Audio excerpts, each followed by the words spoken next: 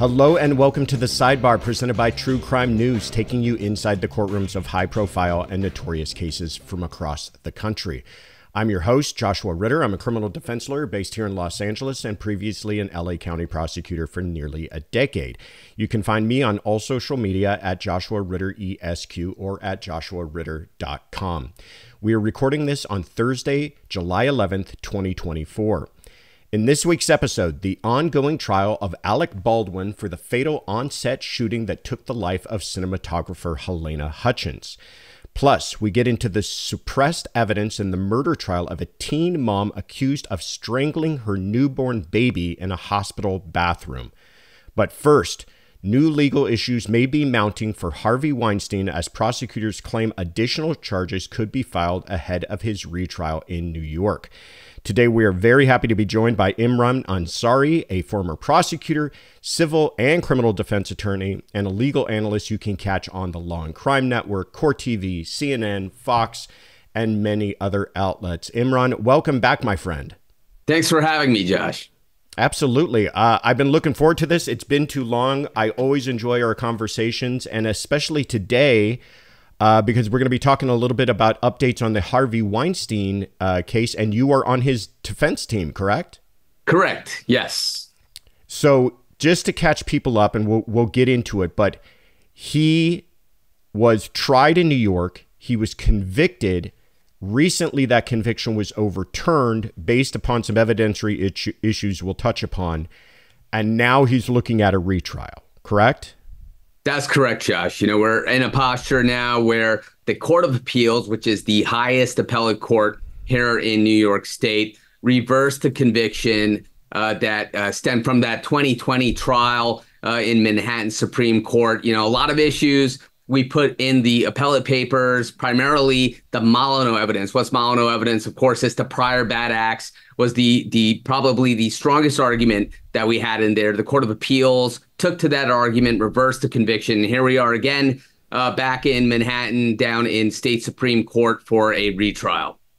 And I remember, and listeners can go back and listen to the episode you were on before, we talked about this, and you said at the time, I think he's got a real shot. And I remember we discussed it, and I thought, well, I know the argument. Those sound like pretty good arguments, but getting a chance at a retrial to me seems like a stretch. But you were right. You had confidence in your case. And so here we are. We find ourselves here. Let me just catch everybody up on exactly what's happening in court. So ahead of retrial for Harvey Weinstein, prosecutors announced that the disgraced Hollywood mogul may face additional charges for sexual assaults that were not presented previously. Back in 2020, Weinstein was sentenced to 23 years behind bars after a Manhattan jury convicted him for sexual assault and rape in what was seen at the time as a watershed moment for the Me Too movement. However, in April of this year, as we were discussing, an appeals court overturned his conviction, ruling that the one-time powerful producer did not receive a fair trial due to the controversial admission of prior bad acts evidence that was unconnected to the trial's charges. Now, prosecutors claim that evidence of additional sexual misconduct has come to light after victims that were not ready to testify in 2020 recently came forward against Weinstein. Weinstein's defense has criticized the additional charges as a delay tactic to impede the retrial, which was scheduled for September of this year. The mogul's ailing health is likely to motivate both sides to reach a conclusion quickly as Weinstein suffers from numerous medical conditions. Prosecutors indicate that they intend to convene a grand jury this fall to indict Weinstein on the additional charges and claim the case could be headed back to trial in November. Meanwhile, Weinstein faces 16 years in prison for separate convictions in California and is currently appealing that conviction as well. All right. Now everybody's got that mouthful of where things stand. So tell us, first, let's talk a little bit about these quote unquote new charges. Now prosecutors are saying, you know, now that he's back in the news, his conviction was overturned, he's looking at a retrial. They're saying people are coming out of the woodwork. What is your take on this? Is this a game of chicken? Do you think they could actually add new charges? Where do things stand? Yeah, Josh, I actually think it is indicative that the prosecution realizes that they have problems with their case, with the complainant's as they stand now. And when I say as they stand now, the complainants who were the complainants who testified in the original trial, that's Jessica Mann and Mimi Haley.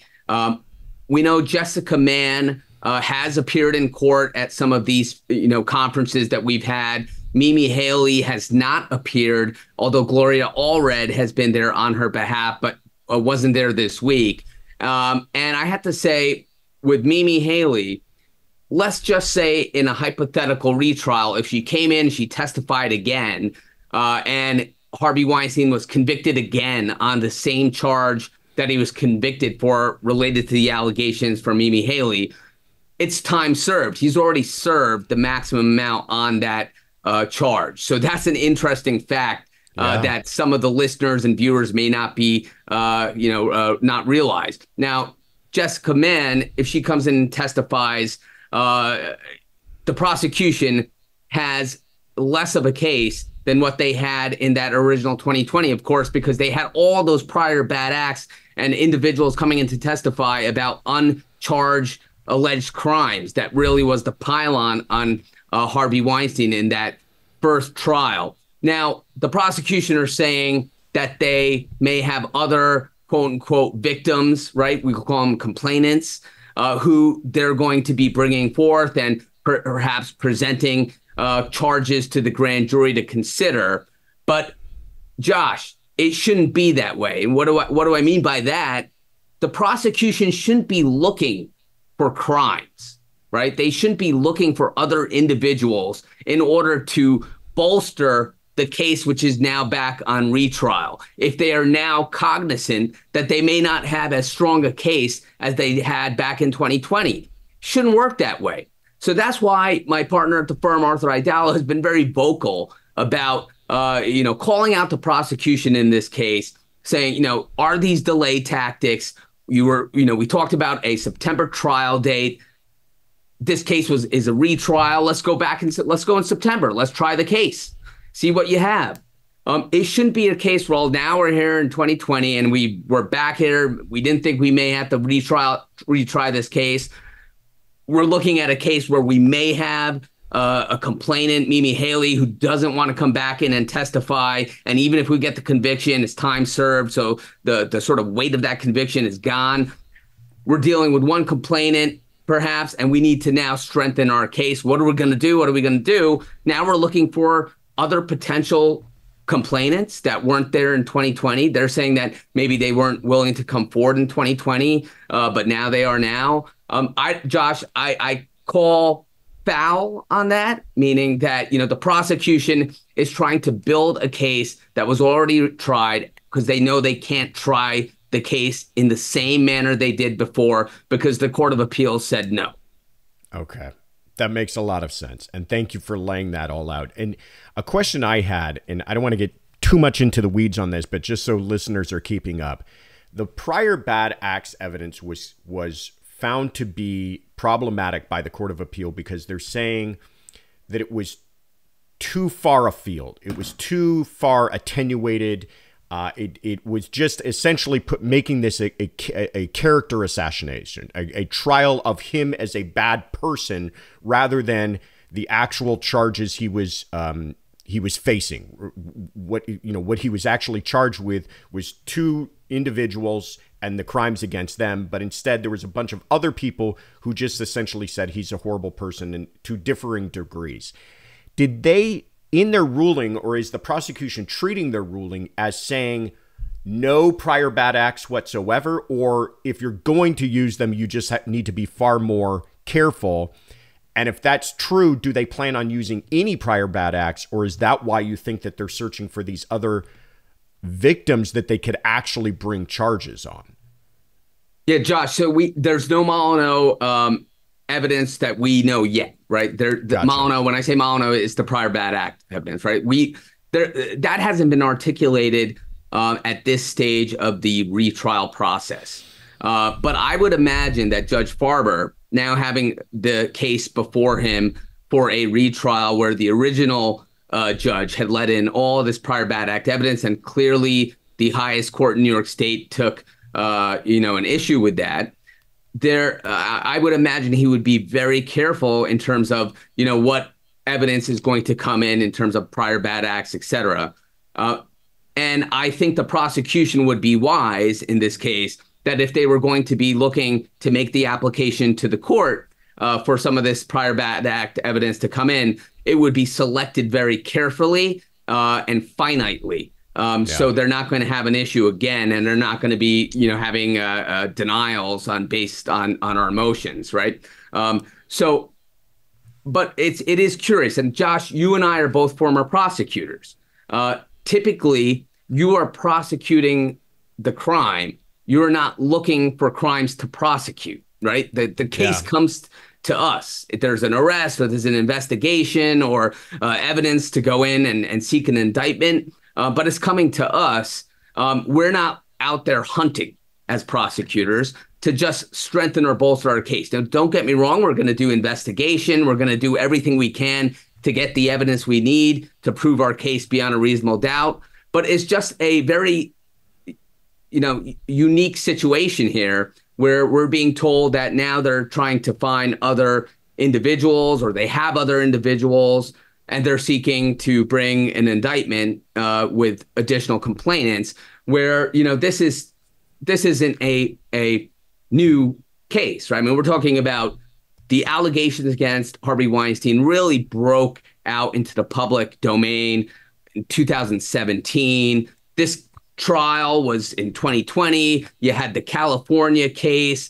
Why are you now bringing forward these alleged complainants or making reference to them? Or all of a sudden they now want to go forward against Harvey Weinstein? What stopped them previously? It's just a very curious set of statements from the prosecutors here in Manhattan as to why they aren't ready for trial in September, and now we're pushed to November, and why they're not looking to try the case as it is now with the complainants that exist in this case as it is now for the retrial. Yeah. All excellent points. And as a former prosecutor, I do agree with you that you really need to, in California, in fact, the rules on this are even stronger for the prosecution as far as bringing in this prior bad acts evidence. But even so, you need to tread lightly. And I would do so when I was practicing as a prosecutor, because I want my case to be about the crimes alleged and the crimes charged to avoid these issues on appeal, which exactly is what they ran into headlong in this case. Two last questions on this.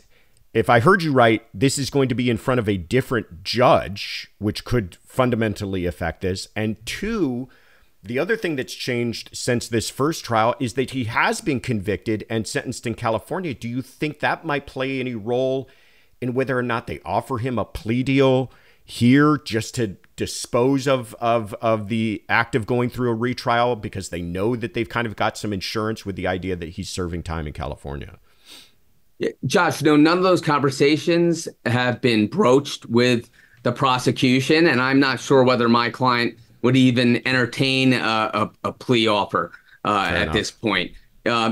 You point out the California conviction. That also is subject to appeal right now. It's going to be appealed, and there's issues, as you probably well know, in that case where that appeal may end up being successful also. But what they do here in New York, it's somewhat possibly guided by the fact that he's convicted in California. And if they decide not to go forward with their case here, or even if he's acquitted here, then he's being shipped back to LA to serve his time in California. But let's put that aside. Just looking at the case right here, it's before a new judge. Judge Burke, who was the judge in the original trial, is actually no longer a sitting judge. And we're in front of Judge Farber, who's a very, calm, collected, well-regarded judge here in Manhattan. And, everything I'm saying right now, Josh, is really about what we seek as attorneys, whether you're a prosecutor or a defense attorney on the criminal side. You're just looking for a fair trial for the state, for the prosecution on behalf of the people of the state of New York, if you're a state prosecutor, and a fair trial for a defendant. And Harvey Weinstein is a unique defendant. When he went into that court, he was already really executed in the court of public opinion. I would go far as say as executed. The public had made their mind up about Harvey Weinstein. He became the poster boy, right, of the Me Too movement. And going into that court, it was going to be difficult to get a fair trial as it was, just based on all the publicity around the case. The rulings from the judge in that trial were just not correct. The Court of Appeals recognized that. And now I think the prosecution needs to take a step back, acknowledge some of the issues in that first trial, look at where we are now today, and take an assessment of their case without trying now to create a new case because they've been reversed, right? That's the point here, because that also then may result in an unfair judicial process for Harvey Weinstein. No matter what you think about him out there, it's about our justice system and a defendant, no matter who you are, getting a fair trial, whether it be at the first trial or if it's reversed on a retrial. No, well said. And listen, I know a lot of people listening are not big fans of Harvey Weinstein, and that's fine. And they may be outraged by the fact that he's getting a shot at a new trial. But who they really should be outraged at is the prosecutors and the judge the first time around, because to your point, it's about doing it right, not just getting it done. That doing it right, if they had done it right to begin with, he very well could have been convicted and we never would have been dealing with this again. So putting aside your feelings on the person, it like you said, it applies across the board. Things need to be done in a fair manner. Otherwise, the whole system starts to turn into chaos and you start to see the problems that we're experiencing here. So he will apparently be looking at a retrial maybe later this year or beginning of next. When he does, keep your cell phone ringer on, Imran, because I'll probably be calling you again to see if you could come on and give us your thoughts on that. But I know you'll have your hands full, but I appreciate you sharing with us a little bit of insider knowledge on that case, and we will keep everyone updated. Imagine a burglary at your home. If you're picturing a shady character sneaking about under the cloak of night, you may be surprised to learn that according to the FBI, most break-ins happen during broad daylight, and they spike during the summer season when most homes sit unattended and the days grow longer. That's why you need Simply Safe Home Security now. Simply Safe is the only security company I trust with my own home and family's protection, offering me peace of mind whether I'm home or away. What I love about Simply Safe is the confidence it gives me to enjoy my time away from home. I know that no matter where I am or what I'm doing, the people that I love are protected. Knowing that Simply Safe is always there for me is a major relief. With Fast Protect monitoring and live guard protection, Simply Safe agents can act within 5 seconds of receiving your alarm and can even see and speak to intruders to stop them in their tracks. You'll never be locked into a long-term contract you can cancel at any time. Pricing is transparent and affordable at less than $1 a day with no hidden fees ever.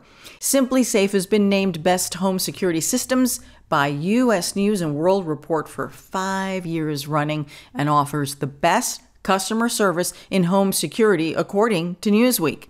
It's easy to install and activate your Simply Safe system in less than an hour, or choose a professional to install it for you. Have a pro do it for you. Protect your home this summer with 20% off any new Simply Safe system when you sign up for Fast Protect monitoring. Just visit simplysafe.com/truecrime. That's simplysafe.com/truecrime. There's no safe like Simply Safe. Let's move on to Artesia, New Mexico, where prosecutors are appealing the suppression of evidence in the trial of a woman accused of killing her newborn baby in a hospital bathroom. Alexi Treviso, who was 19 years old at the time of the incident, had allegedly went to the hospital suffering back pain when the doctors informed the teen she was in fact pregnant. Allegedly, Treviso gave birth to the child in the bathroom before putting the newborn in the trash, suffocating the baby boy. Since the incident occurred in a hospital, Treviso's defense successfully argued that evidence collected at the location should be suppressed under patient-physician privilege. This includes a lapel video from the incident in which Treviso allegedly says, quote, "I'm sorry, it came out of me and I didn't know what to do."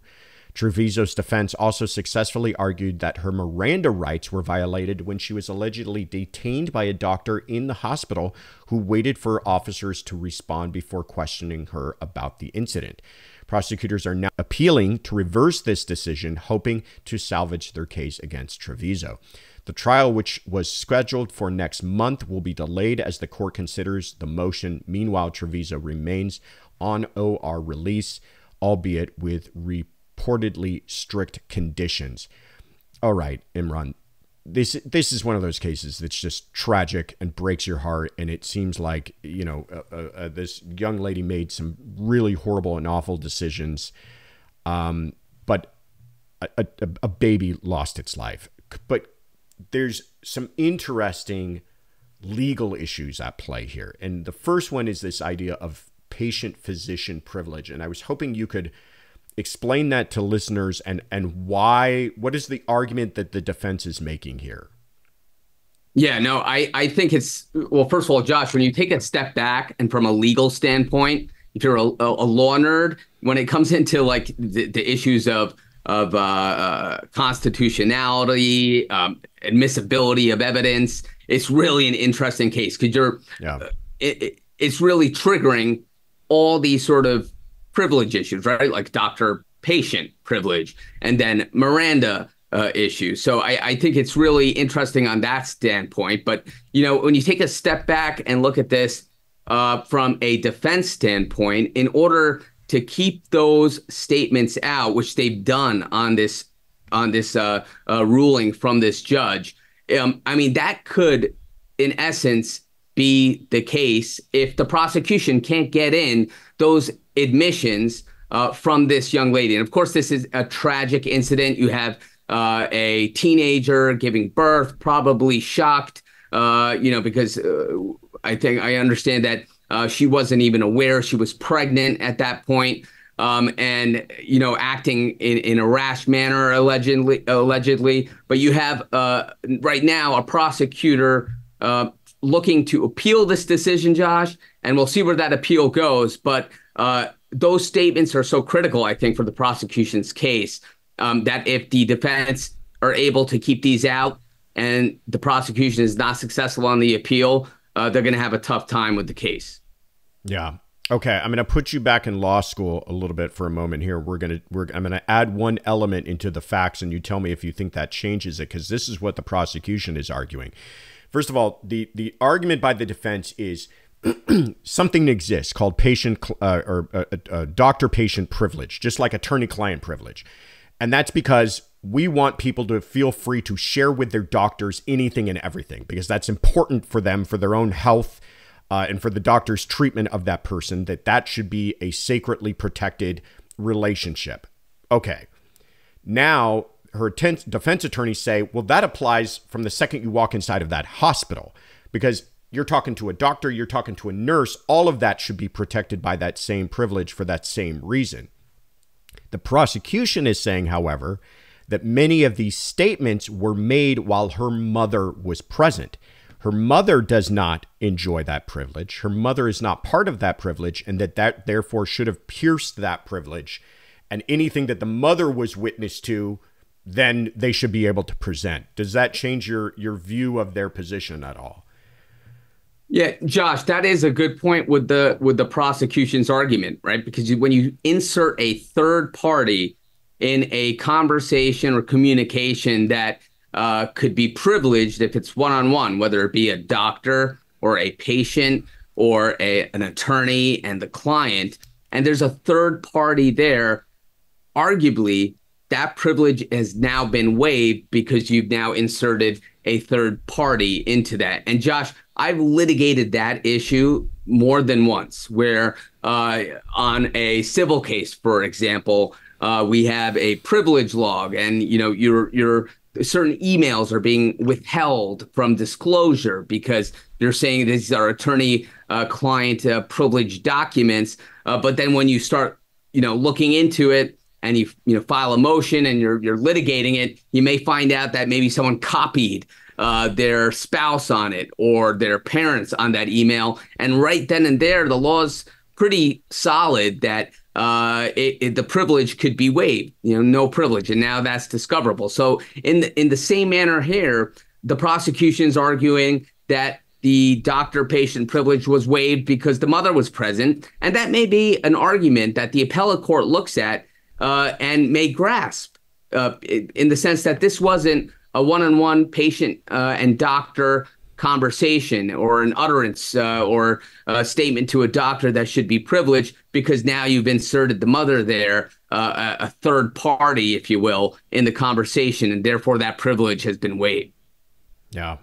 Like you said from the beginning of this, it's an awful, awful case, but it presents some really, really interesting facts. It did remind me of being back in law school, because this is the kind of scenarios we would be presented with, because there's all this kind of nuance involved in it. But we will wait to hear what the appellate court does on this, because I think it could fundamentally affect the strength of the prosecution's case, because they're trying to hold this young lady responsible for the death of that child. Let's move on to another part of New Mexico, to Santa Fe, where trial is underway for Alec Baldwin days after a major victory for his defense, when a judge ruled that his role as a producer on the film Rust could not be used as evidence in the actor's trial for involuntary manslaughter. This undercut a key strategy point for prosecutors who claimed that Baldwin willfully ignored safety guidelines in his role as a producer, and that his decision-making created a hazardous environment for the production. Opening statements in the trial kicked off last week, with both sides sparring over Baldwin's criminal liability while holding a firearm. Prosecutors claimed that Baldwin played make-believe with a real gun in violation of cardinal firearm safety rules. Meanwhile, Baldwin's defense acknowledged the tragedy of the death while maintaining that Alec Baldwin committed no crime. He was an actor acting. Upcoming testimony is expected to outline the weapon's mechanics, and prosecutors will attempt to illustrate that Baldwin definitively pulled the trigger.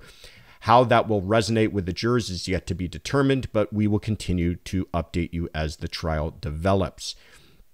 All right, let's talk a little bit about this idea about the producer role and how that was kept out. But then I really want to get into what your thoughts were on the opening statements. But first, a lot of people have been drawing attention to this ruling that was made, where the prosecution cannot talk about him being a producer and how that played a role in their theory of the case. Do you think that's going to have a huge impact? Yeah, Josh, I actually think it will. And I think the prosecution with that ruling had to somewhat step back and, collect their thoughts and reorganize their strategy, because they were so reliant on that. And in terms of their argument here, that Alec Baldwin had that sort of heightened sense of responsibility on the set in terms of making sure that everything was safe. And even though that there was the armor and there was the site safety individuals and there were other producers, he was ultimately tasked with that responsibility himself as a producer to make sure generally that things were safe on the set. And the prosecution were arguing that and stating that for a long time. I mean, this was so much so that in the Hannah Gutierrez-Reed trial, which was the armor on the set, and of course she was convicted for involuntary manslaughter and sentenced to 18 months in prison. Her attorney was even highlighting sort of the notion that despite the fact that she was the armor, there was other individuals who were responsible, including Alec Baldwin, ultimately for the safety on the set in their role as producer, right? In the supervisory producer role. So the fact that that now is kept out and the prosecution can't highlight that for the jury, I think it's going to be a problem for the prosecutors, because now they're left with what?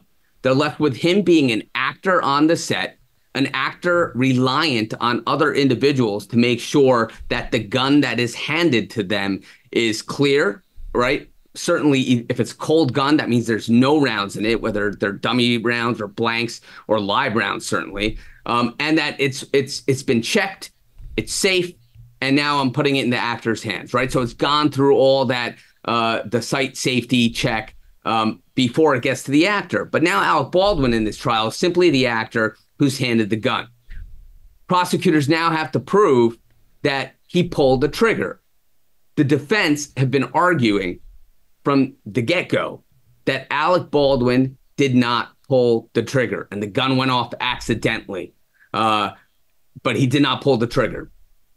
Why is that important? Because the gun has some issues, right? And I think we'll probably touch on that, as we have this conversation, Josh. But like the gun itself, what we see coming into court now, the way it was tested, was essentially reconstructed, right? So It was damaged by the FBI, apparently, when it was tested, and then it had to be reassembled. So there was damage there, and the defense never had the opportunity to have their own independent testing on the gun in its original state. So if the prosecution is going to be coming in and saying, Alec Baldwin pulled the trigger, and here's the forensic ballistic evidence that we're going to present to you to prove that, well, the defense will now say, well, listen, they did that on a reconstructed gun. How could you have that as reliable evidence? And also, we never got to test that gun. Our expert is going to come in. They never got the opportunity. And that could be the reasonable doubt there about that trigger aspect, Josh, that may lead to an acquittal for Alec Baldwin. Yeah. It certainly is something that you can imagine the defense is going to try to exploit to the best of their ability, and rightfully so. I mean, part of the prosecution's job is to be the stewards of the evidence and to maintain that evidence, especially if the defense needs to test it themselves, which it wasn't. I don't think it was purposeful, the destruction of that gun, but it happened under their watch, and now the defense, is caught in a position where they can't test it, and will make those arguments to the jury. But something interesting I wanted to hear your thoughts on that I saw occur in those opening statements is that the prosecution seems laser focused in making this case about whether or not that trigger was pulled. And I think the question they're trying to pose to the jury is, if that trigger was pulled, he's guilty. If it wasn't, he's not, I guess. And so they spent a lot of time talking about that weapon and how it was functioning properly, and it never could have fired without the trigger being pulled. Then the defense gets up and didn't spend a lot of time on talking about the gun being pulled. Their question to the jury was, how did a live round get on that set in the first place? And that is really the person that should be held responsible, is the person that brought a live round onto that set. I got one more question on this, but first I want to hear, which of those two arguments do you feel at this point might be more persuasive to the jurors?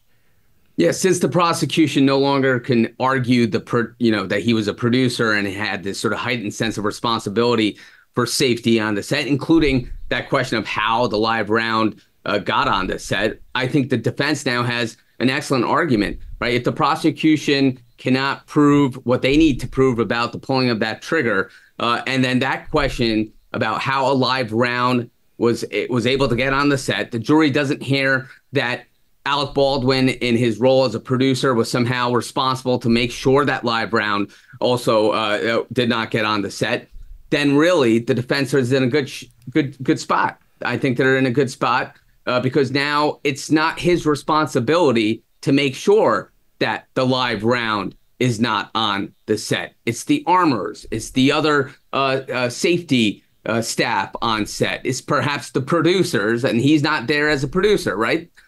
So that's going to be an argument which the defense have now highlighted in their opening statement that I think they're going to double down on, because now there's a different playing field with the judge's ruling that that producer aspect is not coming into evidence.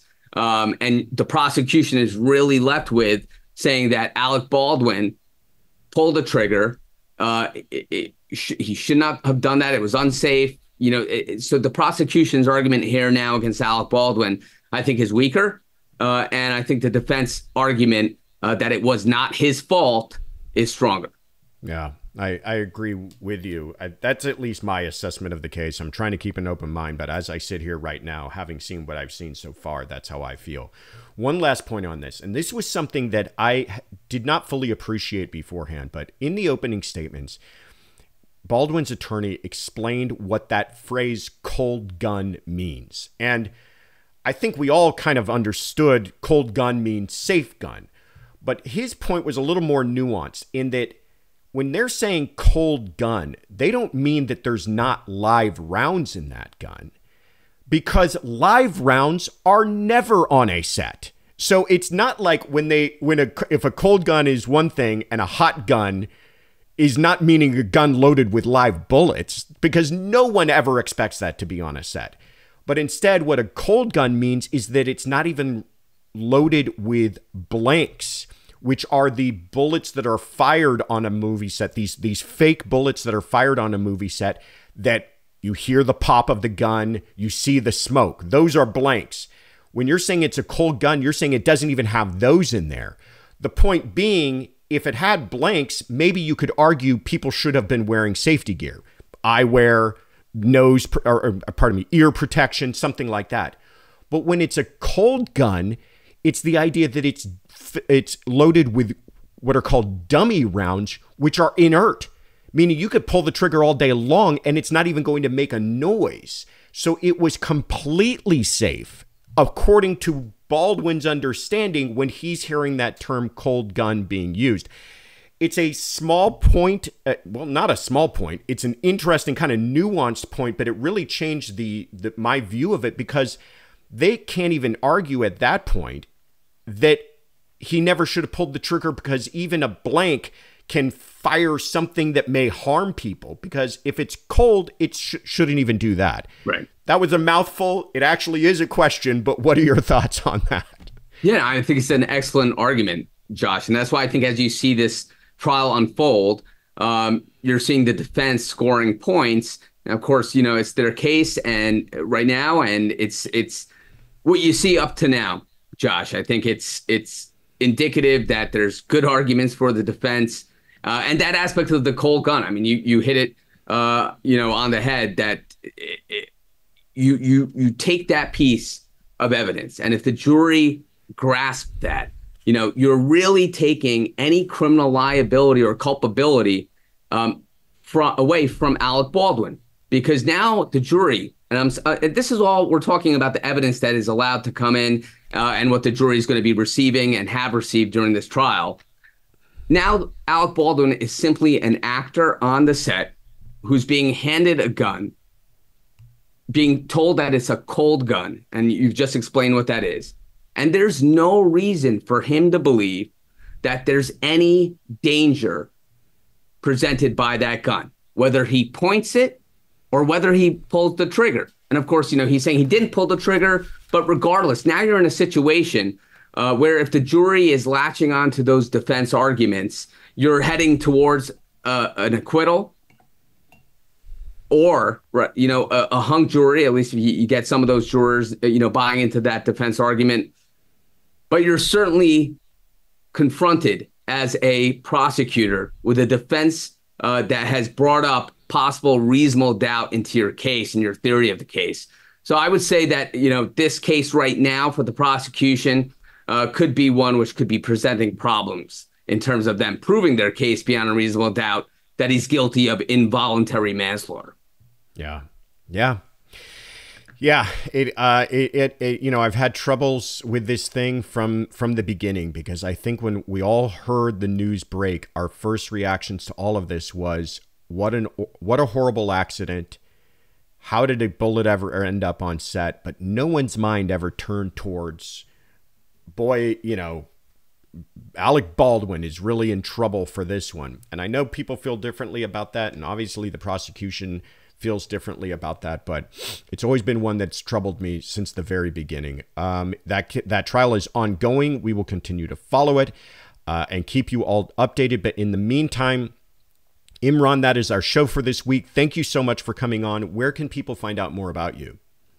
Sure. You could go to my law firm website. It's www.aidala.com, AIDALA law.com, or you could go to my Instagram, which is Imran Ansari, ESQ.